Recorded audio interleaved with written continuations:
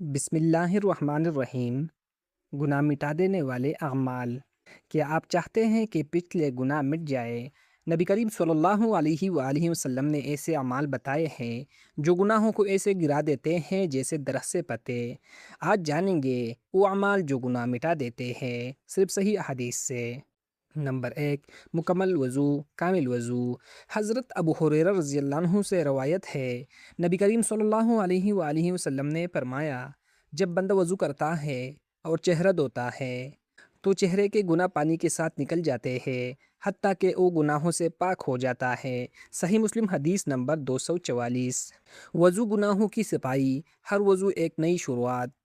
Number 2، 5 وقت کی نماز۔ حضرت ابو ہریرہ رضی اللہ عنہ سے روایت ہے، رسول اللہ صلی اللہ علیہ وآلہ وسلم نے فرمایا، 5 نمازیں، ایک جمعہ سے دوسرا جمعہ اور ایک رمضان سے دوسرا رمضان، ان کے درمیان کے گناہوں کا کفارہ ہے جب کبیرہ گناہوں سے بچ جائے۔ صحیح مسلم حدیث نمبر 233۔ نماز روزانہ کا گناہوں کا واش۔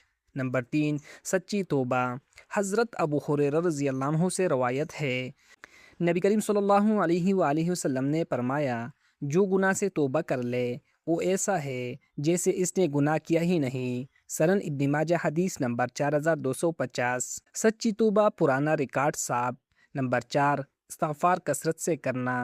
حضرت ابن عباس رضی اللہ عنہما سے روایت ہے، رسول اللہ صلی اللہ علیہ وآلہ وسلم نے فرمایا، جو شخص استغفار کو لازم پکڑ لے، اللہ اس کے لیے ہر تنگی سے نکلنے کا راستہ بنا دیتا ہے اور ہر غم سے کشادگی، اور اسے ایسی جگہ سے رزق دیتا ہے جہاں سے اسے گمان بھی نہیں ہوتا۔